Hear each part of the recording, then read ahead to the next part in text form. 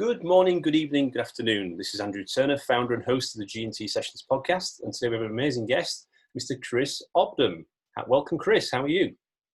I'm fine, Andrew. How are you? I'm good.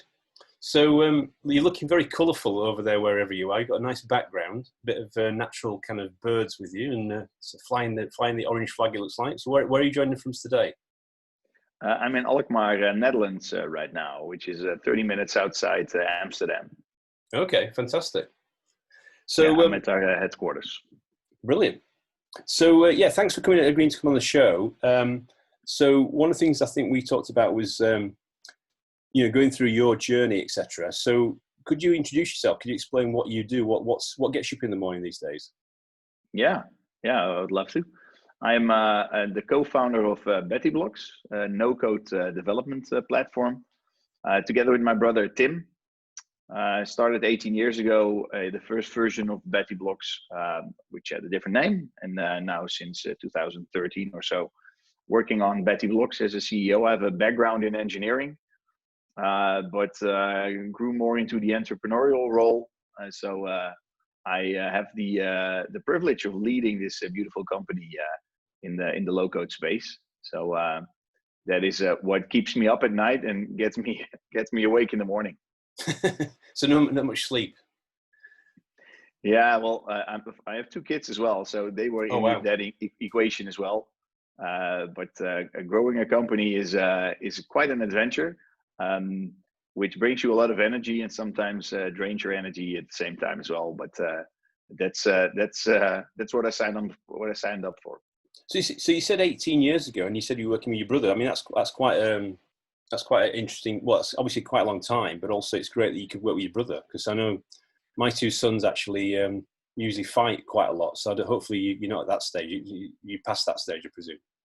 No, we just wrap the company around it and still do the same thing, actually. No, it's in a more marketing statement, we would say that we work fluently together, but from an operational point of view, we are just brothers working together. So that is, for us, it's not special anymore because we're 18 years at it. But for people around us in our management team, it can be special at times because it is different, of course, because brothers know each other quite well, and we have no filter. So and we need to work on that every day. And there's still some improvement left there. Are you twins then? Are you twins? No, by far not. No, he is a little bit more than 3 years, a little bit less than 3 years older. Oh, right. Okay. We always tell how many years and months it is, but right now we just keep it at a little bit shy to 3 years. So I'm the younger one, and we have a separation of concern inside the company, of course, as well. So you're the CEO and co-founder, and what does he look after then? Yeah, so he is a CEO as well. So I look after product development. It's the same as another famous company called Salesforce. They have a co-CEO nowadays. Oh, do they? We're inspired by them. So it's no longer Mark Benioff anymore. It's is it Keith? It's somebody else. To be honest, I don't know who that is, but I know they have a co-CEO, if I'm correct. Okay. But it's actually how we operate as well. So there's no level between, of course, and that is hard to do with brothers. And so I'm more the product guy. I got my computer science degree, so I was more the developer person. But I also did a lot of selling and marketing stuff. So that's what I do now. I build the product and I make sure that it got sold. And my brother is more general operations. So we have a services department, which he manages. We have, of course, the finance of our company is part what he does, and HR. So that's more or less our split. Okay. So you got the products, and he's got kind of the operations side of it. Yeah, that's it. Okay. It's interesting. I've just checked actually, because Keith Block was the co-CEO of Salesforce, and now he stepped down actually. Ooh. So I'm hoping that's not a sign. No, I'm sure it's fine. Strong brothers together. I mean, I don't think Mark Benioff and Keith Block were related, apart from working together in Oracle, probably. Under Larry's gang. So probably. So yeah, I mean, so you see, I mean, that's quite in the tech industry. I mean, that's quite. I suppose the other brother combination I was thinking of, which is a very very successful company, Stripe. You know, Stripe, the payment Yeah. company in Ireland. So Yeah. you know, let's face it. You know, if you can get the kind of success and market capitalization that Stripe have got, then you'd be onto something. Yeah. That's. Yeah. I'm trying to visualize your future. Yeah. Yeah. I like that feature. I'll sign up for it right now. So, so on your, you know, you said 18 years. I mean, that's quite a long tenure. So, your company's called BettyBlocks, Yeah. or your kind of, I suppose, your joint baby. You could say your joint child with your brother Tim. Yeah, that's great. BettyBlocks is quite an unusual name. Is it? Could you explain the origins of that? Yeah, sure. So we always had a history of coming up with, let's say, unique names because we like to stand out, and we think that having a story behind a name helps, and we just like to tell stories as well. So our first company was called Holder, which was actually a brand of a tractor, like for a farmer. Okay. And we have a farming background, so we're Dutch, and of course, what can a Dutch farmer grow? Tulips, and that's what our dad did. Oh, right, he was fantastic. a tulip grower. Yeah, he had a tulip nursery. So there was this machine, which was from the brand Holder, which is an Austrian brand, if I'm correct, and which was like this mystical thing even inside the company because it was old and ancient, but it still worked. So when we were coming up with our first company name, we said, well, we should just name it after that machine over there, which we were quite familiar with. Did you have the actual tractor in the office? Yeah, it's a tool, oh, wow. the tractor, and we have it in our garden outside, but it goes inside during winter. So to be honest, we still need to pull it out and place it in the garden again. So it's at my father's place right now. So that was the first name that we came up with. So that when we created the product, which is now BettyBlocks, we were just trying to think of a name. And first we just came up with all kinds of practical names. And we always joke a little bit towards our competition where we say, we don't want to have something technical or with techniques in it, or something that is systems, which is one of our competitors, because those are, to be honest, a little bit technical and well, really straightforward names. And we like to humanize software development, right? And you need to have a human name to it. So we already had that storyline more or less, and then we talked to one of our first beta clients, and we said, well, we're looking for a human name. And then they sent out a survey amongst the employees, and then they came up with a name just to, in a way, piss us off, because they knew, and with a name which was Betsy. And we have a farmer's background, and a Betsy, we always joke, is a name for a cow. Sorry for all the Betsies out there. So, and then it kind of got stuck in my mind, and then why not call it Betty? And that was the name that the company used internally as well. So we just kind of adopted, let's say, the pet name of our client for the official name of our company. And then we just wanted to make it a little bit more explanatory, and then we placed blocks behind it. So that's where this has come from. A lot of people think that it's my daughter or something. I do have a daughter nowadays, but she wasn't born then. It's not my mother as well. So it's that's where the name comes from. That's interesting, because it's a bit like you probably heard the Hadoop story, haven't you? Like the guy that created Hadoop at Yahoo. He called it Hadoop because it was the name of his daughter's elephant, toy elephant. I don't know if you know that. So obviously not exactly the same story, but it's interesting to hear your origin story, because when I saw the name of your company, I thought, I wonder what that origin story was. Thanks for sharing that. That's good. So you said that you had a kind of I presume it sounds like you had a plan around getting involved in technical stuff. Is that right? Or what your origin story? So did you come through? Because I know there's a lot of technical universities in Holland or Netherlands. Is that the route you came through, and you got into software? How did you fall into it?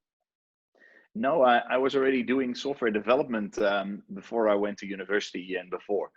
So my dad bought us a computer when I was 10 or 11. which is so I'm 41 right now, and so which is quite a long time ago. And you're looking good. You're looking good, Chris. Don't worry. Thank you, Andrew. You as well. So the part what was interesting is that there didn't come any software with it, and then there was no internet. There were no shops, so it was actually a second-hand computer, which was really fun because who buys a second-hand computer nowadays? It's not really common. And that was my first computer that I used. So because there was no software on it, and it was an MS-DOS computer even then. There was a QBasic on it, so it was just the first thing that I did on a computer was software development. Right. So I've been doing it for a long time right now, close to 30 years, and that's where my first encounter with software technology was. Of course we had a game console before that, an Atari, and some of my friends had an Amiga in the days. But our first computer was this MS-DOS machine. So what I did was just develop software, and what I found out that all of my friends were going into gaming and whatever, and I just loved software development more than the gaming part of it. So my generation, if I am in a generation, was one of the first generations that really got hooked into gaming. So a lot of my friends still are avid gamers, but I was just the software development, and that's more or less why we have this company today. But did you? So you obviously got a computer when you were very young, and then obviously you kind of got the bug, you could say, and then did you apply that through your education? Did that continue through your education, or how did that evolve from there? Yeah, but when so of course we have a fairly typical system of schooling in the Netherlands. So when I went to, let's say, a high school or whatever you want to call it internationally, I was looking for a way to do programming at school, but there were no schools for it. There was no education around it. So I just went looking for something that would fit my need, and then I just found electronic engineering, which was the closest to software development that day, and that's what I picked up. And then I went on to university, and then the computer science degree was actually more or less in its early days was already there, and it was more mature at university than at lower levels. That's how I got formally schooled. But especially nowadays, it was more schooling myself and helping the teachers because the school was really lagging on everything that we wanted to learn. But it still was a solid foundation. So were you working on things like mainframes and stuff like that, or were you working on mini computers or digital stuff, or what was the? So it was some mainframes, but they were more or less disappearing. It was the beginning era of PCs, of personal computers. Right. So it was mainly MS-DOS based and some Unix, and they trained me to do Java first. Okay. Even then, which was quite early, and so it's like the 80s first. 80s and 90s then, basically. Is that right? Yeah, it was 90s. Yeah. So C++ was there, but Java was there as well. So we started with C++. So I know how to manage memory, which is quite a cool feature to have as a developer. Nobody knows how to do that anymore. I probably don't know actually how to do it anymore, but I've learned to do it, which is really fun. It really helps me to manage this company as well, is to have a solid technical background as well, because you're building a software development platform. So it helps to fully understand how software development works. And then you need to translate it to somebody who's not a developer. And that's the bigger challenge. Yes, was the classic JVM into the Java virtual machine. I remember that from the Sun days, Sun Microsystems and stuff like that. Yeah, installing that first and stuff like that. But yeah, it was an interesting and fun time, to be honest. And then straight out of university, and even during university, I was doing freelance stuff. Okay. It was the beginning of the internet then and day, and nobody knew how to build websites, and I was doing that at home. Okay. So I actually got contracted as a subcontractor by big marketing firms like Young and Rubicam. Oh yeah. And I was their script kiddie. I was like 17 or 18, and I was building those huge projects for them, which they sold for a lot of money. and and got me some money in the some pocket well. money. Yeah. You were the richest 17-year-old in the whole of Holland. Yeah. Well, no, it wasn't exactly that, but amongst my friends, I was fortunate. So I suppose you explained the kind of I suppose I was just thinking when you were talking about your tractor story, actually, about you and Tim playing with the tractor, going around the farm, I presume, driving the tractor. Is that what you used to do?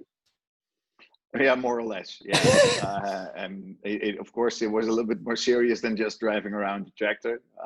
It was our first training to be a manager in a way as well, because all my friends were working at my dad's place, and my dad always told me, you need to go there and do this and that, and then I need to in some way persuade my friends, which is the most awful thing to do when you're in your teens somewhere, and tell them, oh, we need to do this and that. So it was quite an educating period as well, looking back, because then it was just fun and games. They were just making money and just doing stuff. Well, I suppose it's that kind of classic skill of influencing without authority. I think that's what we call it, isn't it? Yeah. Where you're trying to kind of persuading people that the idea is a good idea and you should all do it. Yeah, and it's and of course over here in the Netherlands where I am right now is we're not that, we don't have that much of a hierarchy in our society, and especially not in working. Right. So that really helps to embrace that way of working, and feels like it's not only a Dutch thing. It is becoming more and more common, because people just want to be treated as humans and as a person somewhere, other than some I don't know how to call it difference, but I suppose. But it's the thing. I suppose that it's a bit like the concept of the war for talent. If you think about now in the last, what I've noticed, and you probably hopefully noticed as well, is in the last couple of decades that the technology capability can form new operating models, can form new businesses from scratch. If you think about the last recession, where people like Airbnb and Uber and these unicorns came out and became huge companies on the back of basically some technology that they've been built. So the people that develop those become incredibly, there's that phrase, the developers are the rock stars. Yeah. And then how do you look after those people and build the lifetime loyalty, because they have so many choices of where they could work, and yet it's all up here, it's all in the head. They don't, developers are not known for documenting things. How do you build a culture which actually builds a really legendary thing? So it sounds like you've worked quite hard on that in BettyBlocks. Is that how have you addressed that? Yeah, it helps to have a long period behind you, of course, because we have 18 years of culture development behind us, and if you have a founder-led company, part of the characters of the founders are inside that company, if you like it or not. So at the beginning, you surround yourself with people who are attracted to that kind of vibe, and then you grow it bigger. But it sounds a little bit noble, but it's also how we were raised as kids by our mom and dad. Just simple things, to just be kind and just helpful and stuff like that. And we always, because we started at such a young age, you don't have any other experience than just your own company. So you just like to organize your company as you would like to organize yourself. And so you treat others how you'd like to be treated yourself. And it sounds like a noble thing, but it's just a natural thing. Makes sense. And that really helped us. And that we're in this game for the long run as well. That has been an interesting part for us as well, and for the company as a whole, because people knew, okay, I have the opportunity to just develop myself. Chris and Tim, they are loyal to me. I want to be loyal back as well. Yeah. So loyalty goes two ways as well. So treating your colleagues in a great way is always an important thing for us. And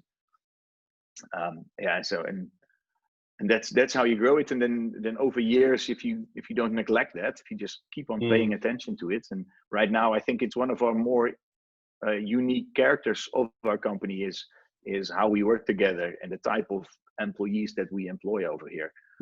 That's something that I'm personally proud of, but I'm even more proud that we kept it that way and that everybody is proud of it. So it's not a Chris thing, it's a BettyBlocks thing, and everybody attributes to it, and that's a very cool thing.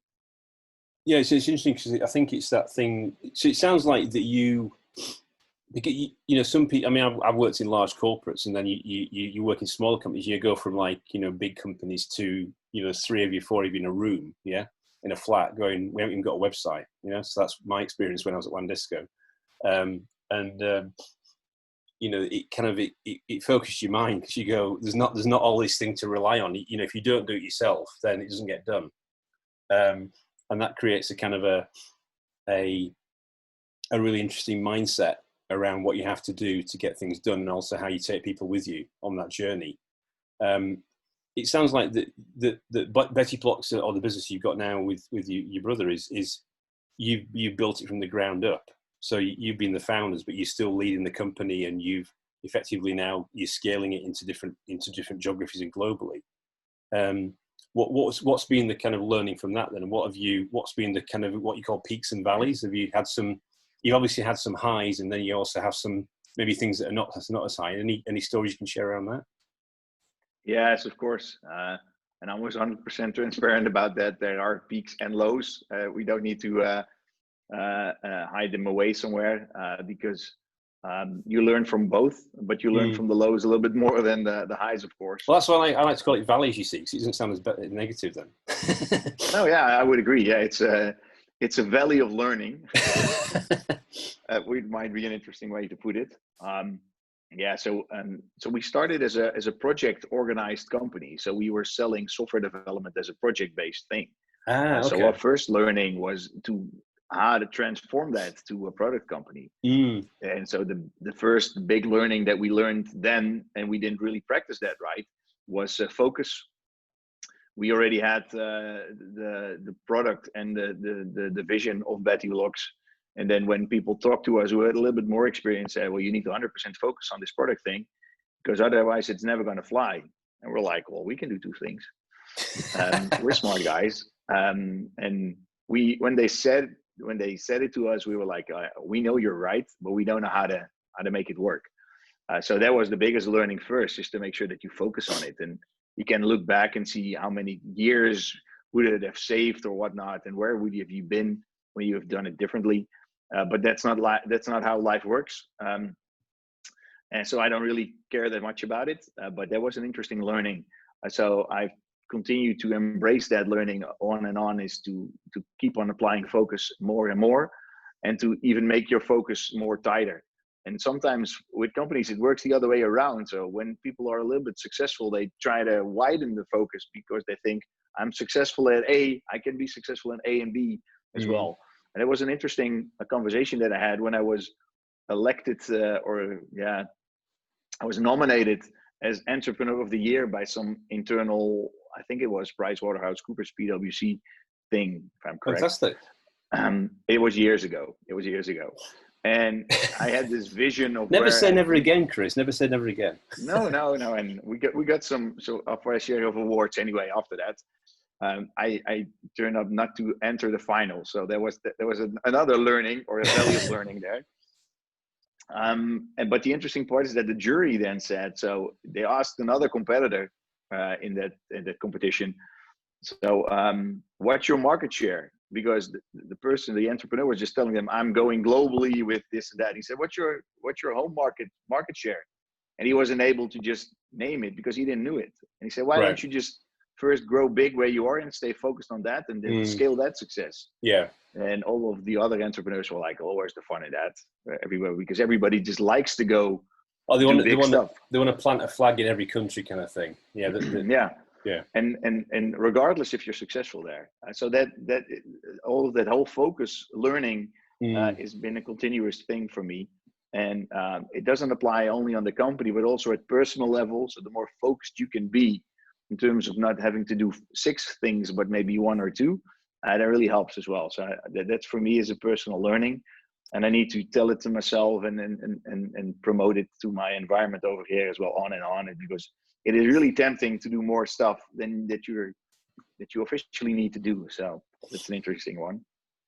So it's interesting. So there's a And couple of learnings there about. So you were effectively, you started the company as a services company, and then you had to kind of. I know it's this classic phrase. You have to pivot. Yeah.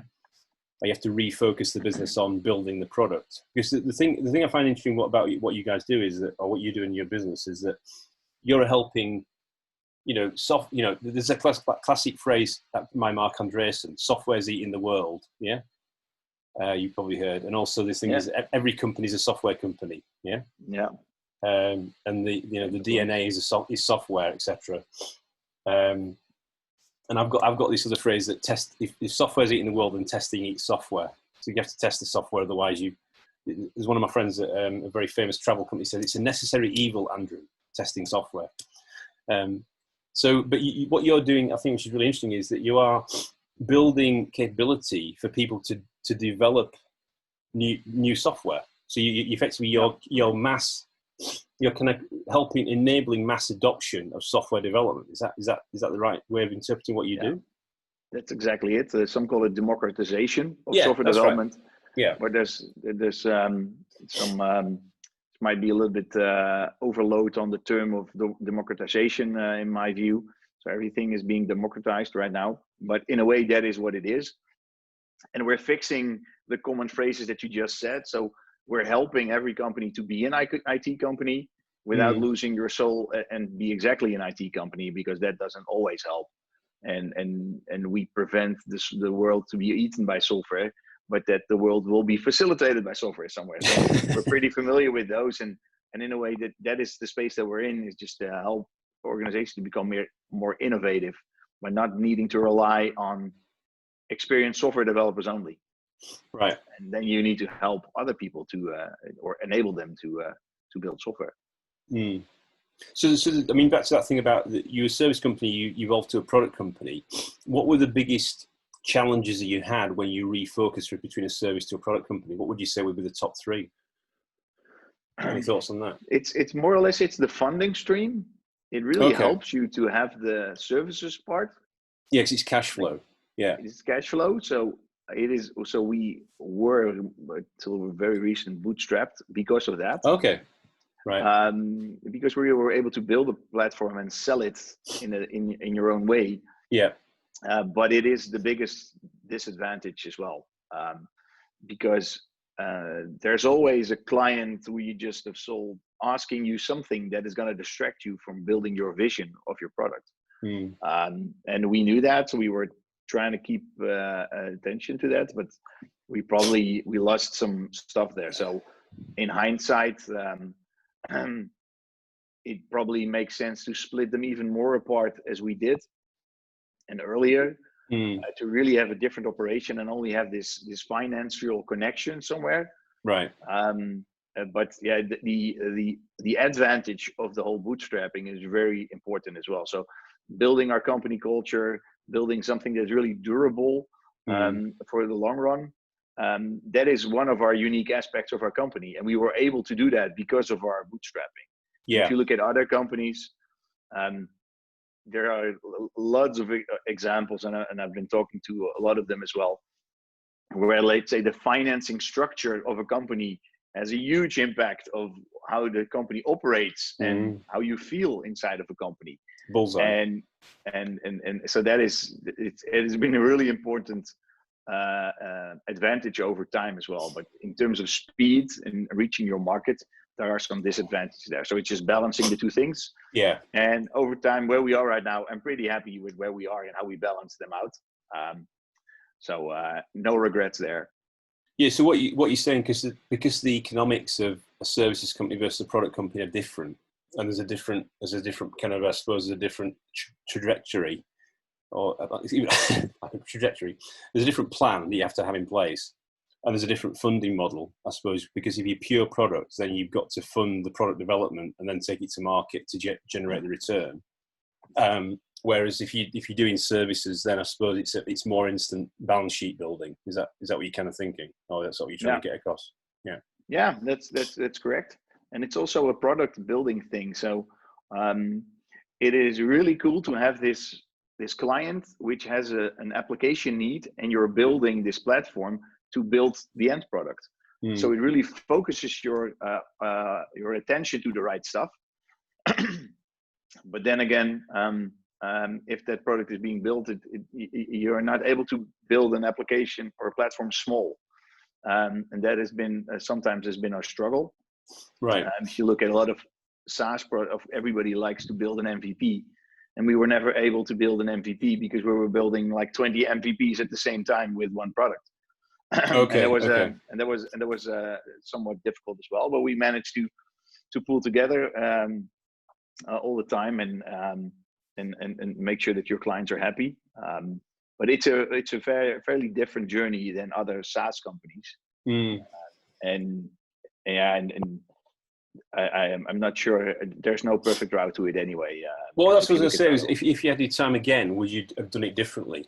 I mean, obviously, it sounds like. I mean, I'll ask you where you are now, but you know, if from your learning, what are you saying? There's some good things out of both sides of approaching the growth plan, I suppose, or the growth mission.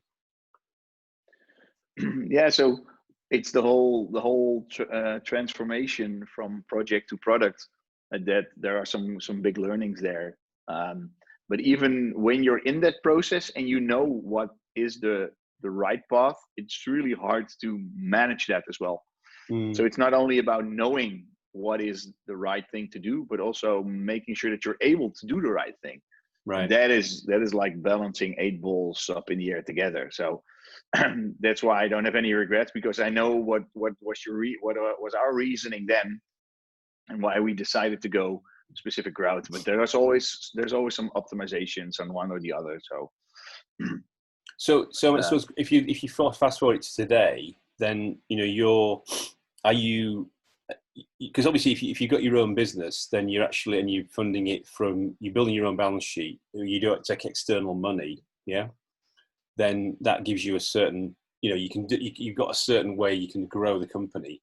Obviously, what I've noticed, working in Silicon Valley a couple of times, where the venture capital firms and private equity firms obviously want to get involved in tech companies that are, quote, that's hot, yeah, in a hot space, a hot segment, so they can get an exit or a change control at some point in the future where they get a return.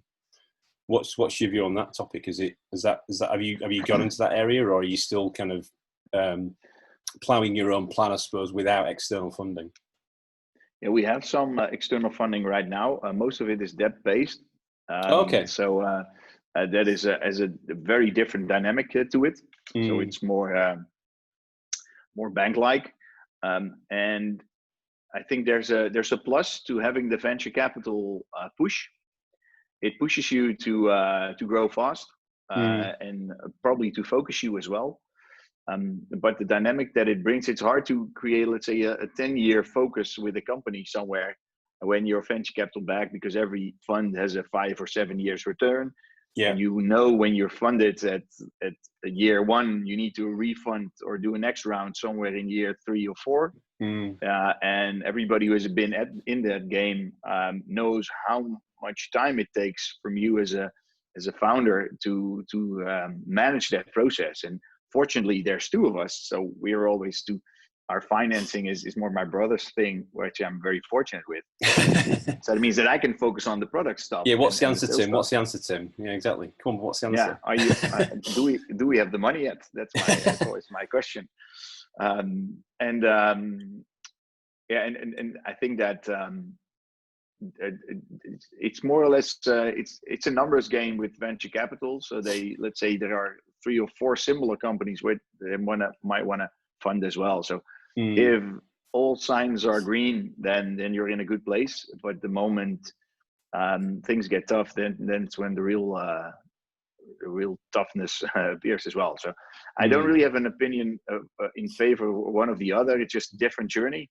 There are some beautiful companies built via that route. It just wasn't ours yet. We are close to funding closing a new round of funding.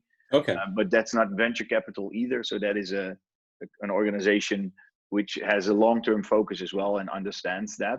And so yeah, that's the difference.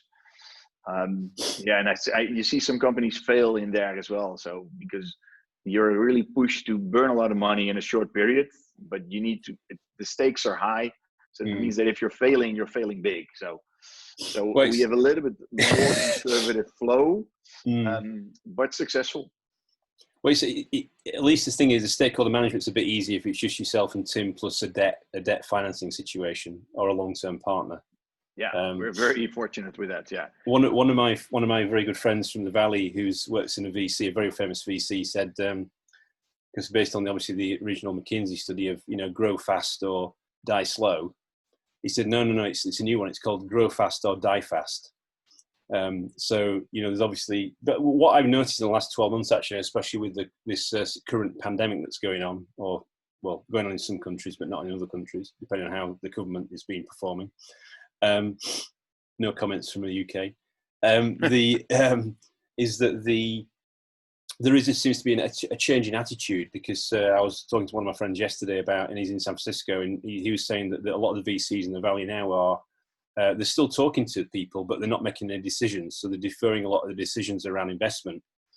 Previously, if they had, say, a $50 million fund that they may say put, 10 million to 5 companies, they'll now put 2 million to 25 companies. So they're changing the investment hypotheses, and you can say they're spreading their investment portfolio across a lot more companies and a lot more, so I suppose spreading their risk. Yeah. But so I think some of the sentiments you said about it changes the dynamic of the culture, it changes the dynamic of how you run the company. I have absolutely agree with you 100% on that. I've worked in companies where we bootstrapped it to listing on the stock market, and also companies that have been VC funded. And I'll definitely say one's a lot harder, but the other one's a lot more rewarding. And that may be the same company, if you know what I mean. Yeah. And that's why success comes in many forms, as you like to say it. And let's say our independence right now, and and that's a form of success as well. So I'm quite pleased with that, where we are right now. So I suppose, what I find incredibly inspiring about what you're doing, actually, because I think there's this phrase that you say about, it's a bit like power to the people, as I would call it.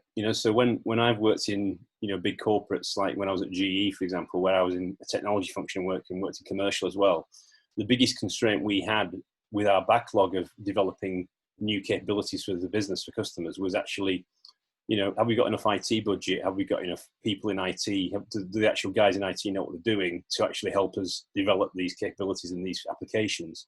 And we would sit in meetings and say, okay, these are the requirements. Can you please come and develop it? And we'd have to explain what the requirements were, actually what the business requirements were, before we could actually get them to go and build it. I think from what I can tell, what you're doing is you're actually putting the power of the capability in the business user's hands. Is that what you're doing? Is that what you're doing with BettyBlocks? Yeah, it's exactly that. You're trying to bridge the gap between business and IT in there, but also trying to, let's say, create more resources to building or to realizing the same backlog, but not having the IT to be that much involved as well. So you don't need to discuss your requirements, because you're mostly building it yourself as well. And we have seen some huge successes in that as well. So the moment you enable that inside the organizations, you see that everybody will have this spark of imagination somewhere, and then will think of a new thing to build, and not because they like to build things, because they know how to fix stuff inside the organization, or fix something or build something for the clients, which will make the organization more innovative. Yeah.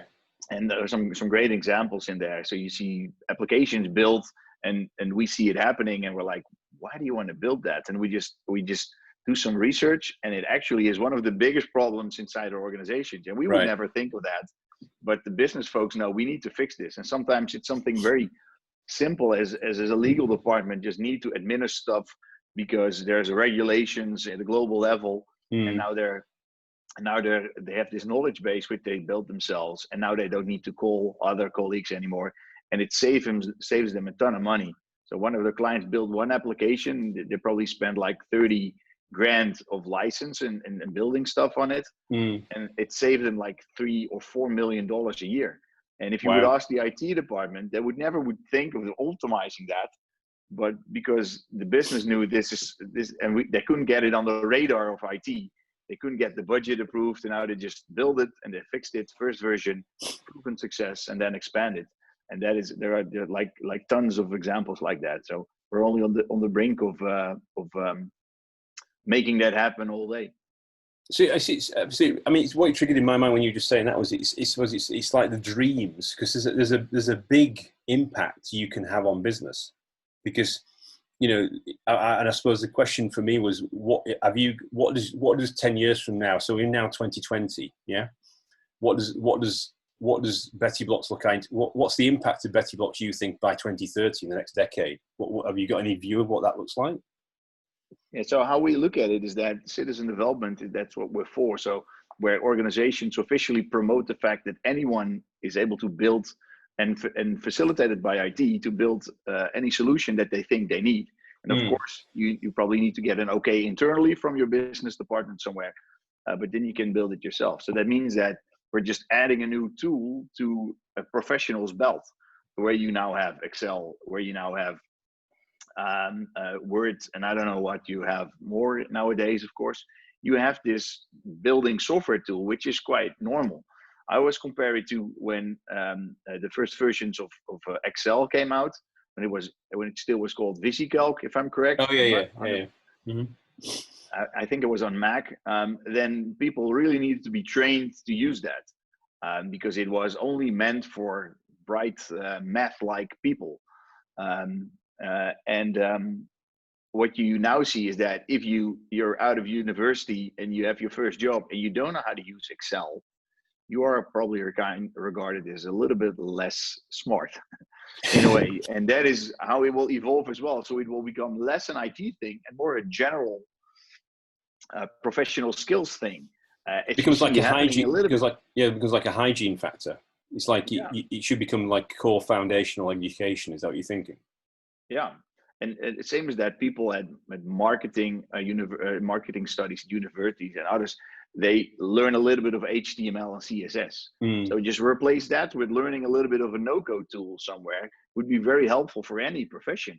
Either if you're an accountant or marketing or whatever you are, it will really help you. And you see this big move of everybody should be a programmer, or you should teach people or children programming when they're in kindergarten or whatever, because it will help them in their life. And I was pretty young when I started doing development myself as well, so I know it helps. But it will probably help people more when they use a no-code platform for that. So that's how we envision 2030, is that it's normal for everybody to do something like that, and hopefully they will all do it on BettyBlocks. So that's an interesting opportunity for you, isn't it? Because it's like if you could bake yourself into the future curriculum of children and students, then effectively you become the industry standard for that particular. Is that what you're thinking about, or is that what you're working on already? Yeah, we do some stuff to try to be implemented in the curriculum.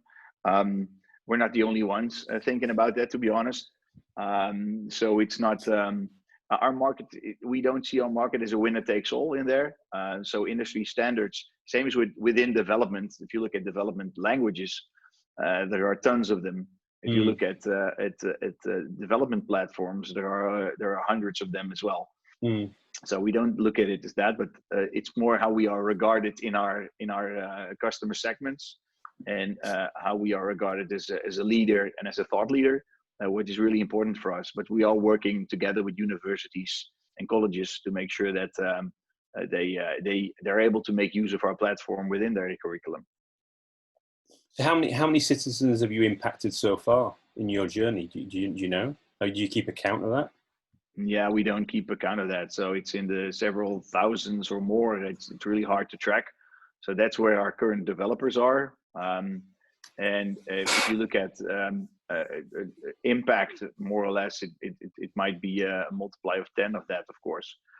So it is something that is growing more and more.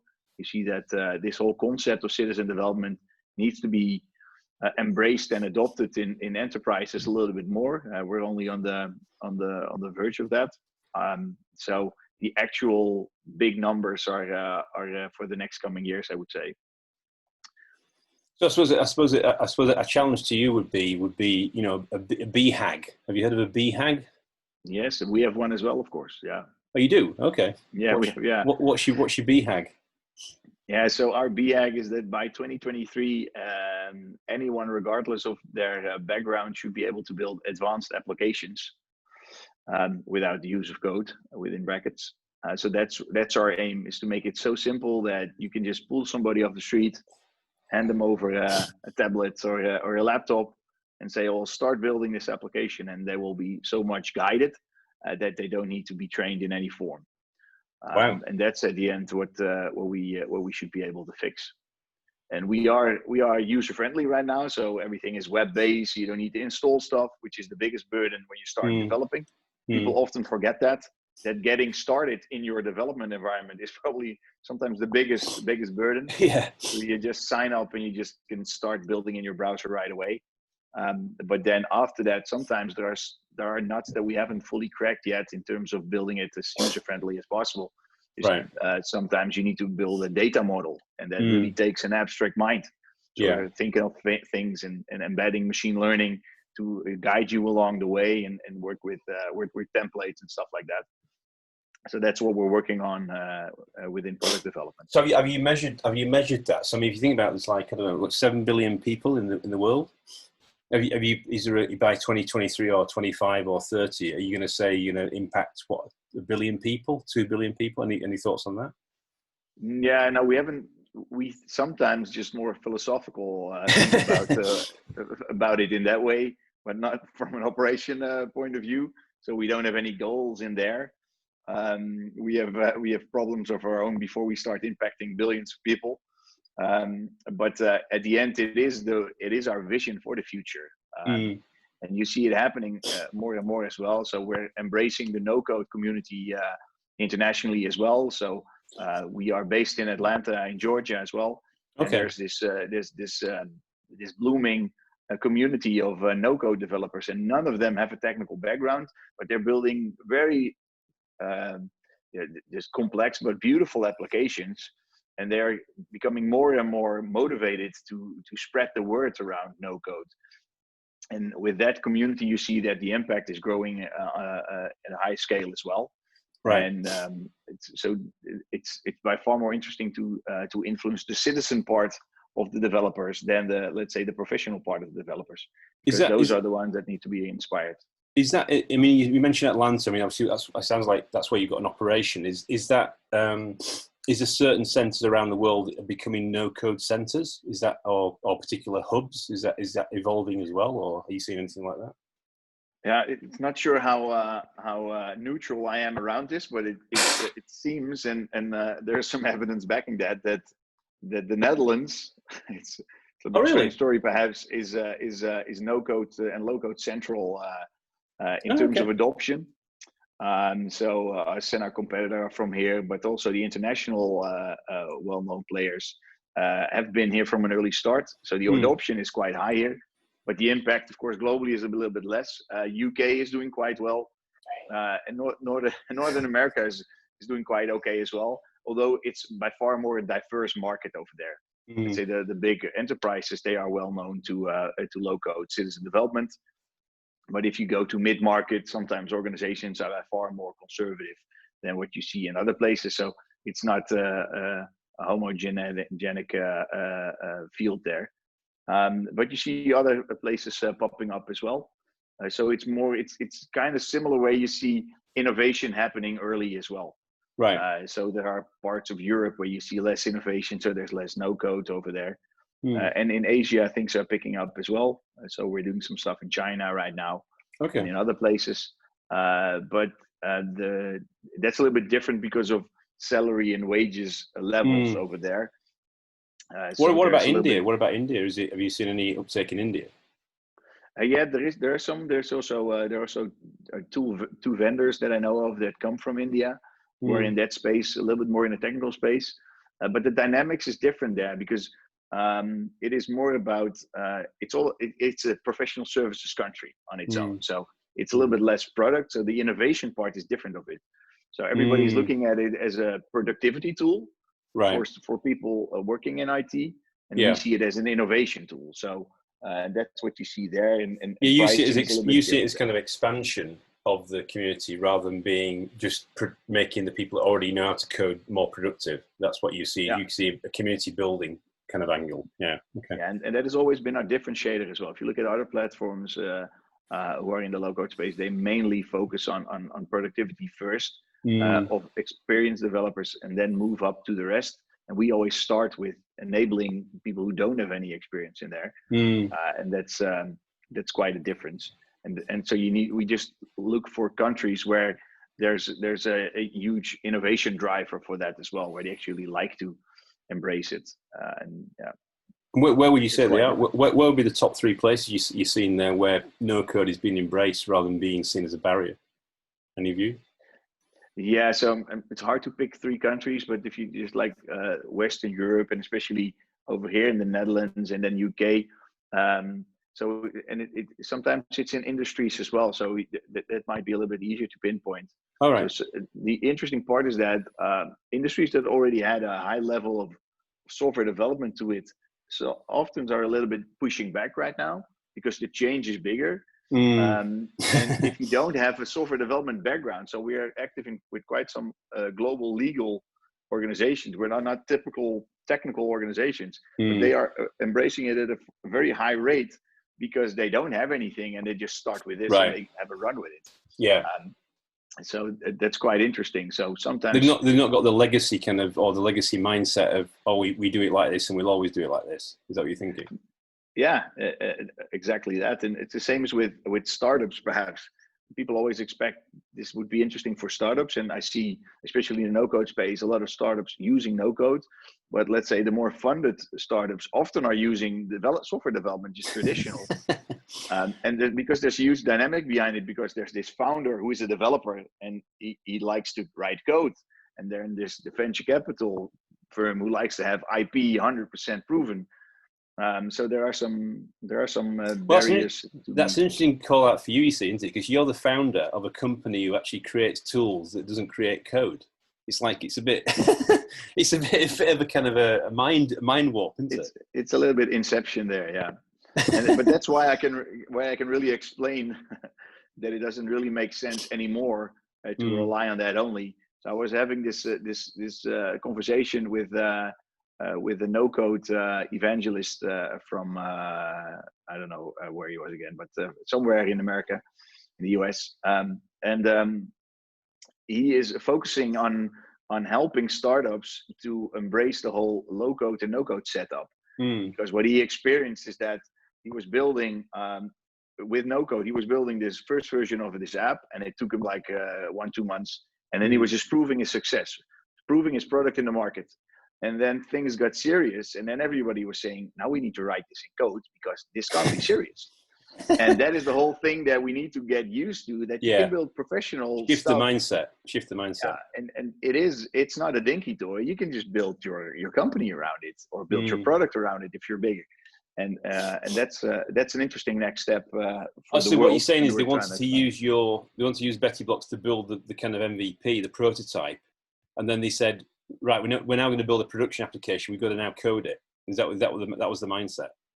That's what sometimes the mindset is, yeah. And 9 out of 10 of the times we can convince them that it's actually that it's worthwhile. Also because we're working in large enterprises where they're relying on our software for important processes. Yeah. So if this big company can rely on BettyBlocks for their internal processes, why not? Why can we as a startup rely on it for let's say our product? But things are changing quite rapidly, fortunately. That's honestly, I would say to Chris, that's a really good mission. That's a really good mission. I mean, one of the things it springs in my mind, because I run a couple of communities in London, and one of them's about test automation.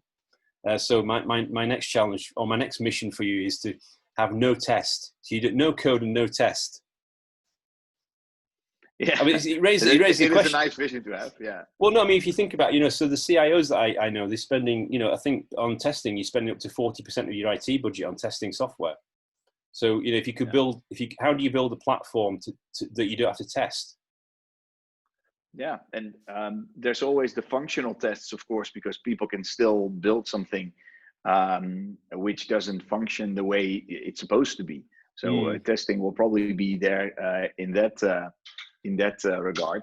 But the fortunate part of using a no-code platform is that the level of, let's say, framework/platform stuff that you don't need to test anymore will increase on and on. So if you're using our standard stuff, then there's less testing to be done. Okay, right. And that's really interesting. And there will always be some level of testing, of course, because if stuff needs to relate there, and we can't prevent everything, although we prevent a lot. A nice example for people who have experience with development, traditional development, is that sometimes you need to do refactoring. So you rename something like a variable somewhere, and then you need to change your entire operation, your entire application. Nightmare. Then you have tested it thoroughly, you put it live, and then this user in some outskirt of your application finds a bug. And that is one of the things that we bring, is that you don't have situations like that, because if you change something, we take care of it. And if our platform breaks, these thousands of apps will break. So we're pretty diligent with it. And that in terms of testing, that is really interesting mission for the future as well. And it's the same parallel with DevOps as well. DevOps is a lot about pushing stuff. No ops, no dev, and no test. There you go. I was talking to a Gartner analyst who was a DevOps expert, and I just trying to feel with him. So what's your thought on no code and DevOps? Because we are a cloud-based platform, so you don't need to push anything. And Gartner says prediction X and Y, copyrighted. So let me not use that. But so they have this prediction that it will increase. So that means that there will be less DevOps needed. And he thoroughly agreed. Yeah, so he agreed with me. So there will be less DevOps over time. The more low codes will appear, and it will at least change radically. And that's quite interesting. I mean, Trish, what you're onto here is you're changing the economics of software engineering. Yeah, and that is one of the things that people underestimate. That, as you say, 40% out of testing is out of IT budget is testing. How many percent of IT budget is just updating versions of applications? Care and maintenance, exactly. Yeah, and we remove quite a lot of need for that with our vision and our technology. So everybody's looking at the speed of development and the time to market, which is really interesting, and everybody should look at that. But the upsides, which people are not paying attention enough to, is the economics of the maintenance part. Because you don't have that much maintenance anymore, because it's a cloud hosted platform somewhere. So we always tell them it just runs, and that's how we want to promote it as well. The classic CIO dilemma, right? In my experience working in large companies and with large clients, with telcos and various utility companies, they're spending 95% of the budget on just keeping the lights on. Yeah, they have this small budget for innovation. And the business is screaming at them saying, please, can you build this capability? We need it for customers or partnerships or whatever, or new business models. And they can't get it done because they've got no bandwidth. Yeah. They're probably going to tell you, we're upgrading SAP to 4HANA, and that's going to cost us 4 or 5 million, and we're busy with that the next 2 years. If you're lucky. Yeah. So, and we understand it. And I like SAP as a company. I like how they operate. But these big projects they are withholding all the IT organizations from doing stuff that the business really needs. And I don't know how to fix that, because that still needs to be done, but I can at least release some of the pressure by moving stuff directly to the business under the control of IT, of course, because I don't want my clients to go rogue, because then we're creating problems instead of solving them. Fascinating. You're definitely on something, Chris. I just want to say that hats off to you for your mission. It sounds really, really good. So one of the questions, just to try and, I suppose, bring the session to conclusion, I suppose some predictions. What do you see prediction wise? I mean, do you see, obviously you've mentioned some stuff about the no code movement. One of my other guests on the show was the other week was Alan Kelly, and he's the advocate of no projects. So you in the no code, and I don't know who's going to. I like the no project as well. Yeah, exactly, because it's continuous everything. That. It's continuous everything, isn't it? Yeah. So. Oh, yeah, I'm more or less an advocate of that as well. The same as with teams set up. If there's no team assigned to it, it doesn't exist in our company. Right. Because projects have a beginning and ending, but everything is more continuous. Mm-hmm. But yeah, so the prediction that I would have is that depends on how familiar you are with no code, but that the prediction that I would have is that it will probably more or less revolutionize, other than it will be a transitional process.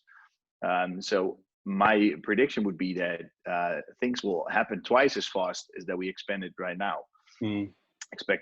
Because what we see happening within companies, if you do it right, things move very fast. So within a year. So when you have one successful application build in 2 months, that's like huge success. Rocket fuel. So, yeah, exactly. And then everybody in the company will pay attention, like, how many months? But if it only takes 2 months, then I have this project, and I want to fix that as well. So the gates will open, and that is my prediction, that it will go by far more faster than people expect. Especially, let's say, the traditional developers, because they say, well, this won't happen for X or Y years, but it's already happening. So I hope you own the hashtag no code. I hope that's your hashtag. We're trying to claim that one. Yeah, that's right. on LinkedIn even. Yeah. No, I mean, I think it's what you're then going to be if you I mean, I think you've got some really good building blocks to achieve that, some BettyBlocks to achieve that particular mission. But you'll then become the friend of the CIO and the friend of the CEO, because the CEO, in my experience, when I was a COO of a telecoms business, we always had too much to do, and the CEO used to say to me, well, how are we going to get all this IT stuff done, all this change stuff and all this technology stuff done? I go, yeah, give me some more budget, or give me some more people, and we'll try and do it. Yeah, we'll try and prioritize, and we'll put stuff in the car park. We'll try and do stuff. So I think it's a massive strategic shift, isn't it? That's what you it's power to the people. That's what you should have another hashtag: power to the people, power to the citizens. Yeah, I'll make sure to copyright it for you, Andrew. But that's nice hashtag. And you're completely right. What we always say, sometimes we enter an organization via the business, but we always approach the CIO or the IT department with a white flag. We mean no harm. We're here to start the conversation. We have experience, so we can help you to transition through this instead of creating problems for you. We're here to solve problems. So yeah, you're completely right. So, I suppose, I think that's getting recognised. I mean, obviously, I know you're getting recognised by lots of people as being a trailblazer. I'm not supposed to use that phrase because it's maybe referring to one of your other organisations, but you are the true visionary in this space, which is so it's an honour to speak to you about this, especially where you are on your journey. So I look forward to having another episode with you in 2030 when you've blown all the numbers and there's 2 billion people doing hashtag no code. I suppose, given my final question was about, given the audience we have to this podcast, which is, obviously people who are CEOs, co-founders, people who want to, get into the tech industry, who want to, grow their businesses. Given the journey you've been through with Tim and, in your, from your, you could say, humble beginnings, and then, on your tractor to running a, global software company, it's very impressive. What would be the kind of the takeaway? What would be your top 3 tips or guidance to anybody that's thinking about, embarking on that journey themselves? Any thoughts? Yeah. So as we discussed as well, so when we look back, me and my brother, we're always surprised that we are so much disciplined, because we don't see ourselves as disciplined at all. We are a little bit non-conformist anyway, but I think just not having the perseverance, just sticking to it, never giving up or not giving up, because success will come in any form. And because, as you said, just driving out on that tractor, and just that early days as well, it was just every day was just hard work, which was fine to do, and we learned to work hard at our dad's place anyway, so we were familiar with that. But just sticking to it and not giving up is a very important trait of just starting anything, because there are lots of comics where you say just building a company, it's just like pushing this big boulder up towards uphill somewhere. That is what it actually is, and that you should have fun sometimes around that as well, and maybe make a top 2 at least out of it, and then continue to focus as much as possible as well. I see it happening with a lot of other entrepreneurs around me as well, and they start something new, probably because they lost their energy in a way or something. But if you ever encounter that, just quit the other thing and just start and just fully focus on the new thing. Because the more things you have on your plate, the less you'll be focused. So that's more or less my 2 things that I would come up right now. No, it's fascinating. It's really good. I mean, you've probably seen the video. I've been watching. There's Arnold Schwarzenegger. There's have no plan B. Plan B is dead weight. You've probably seen that video, I presume. No, I haven't seen that one, but it's worth watching because I would fully agree with that. Yeah. Well, yeah, I mean, it's saying basically, go all in on your plan A and don't have a plan B. And it sounds like, your plan B with Tim is going really well, and there's a big potential with it. So all I can do is wish you tremendous success, and I look forward to actually coming to Holland and having a gin and tonic with you at some point in the future. Assuming you do drink gin and tonic.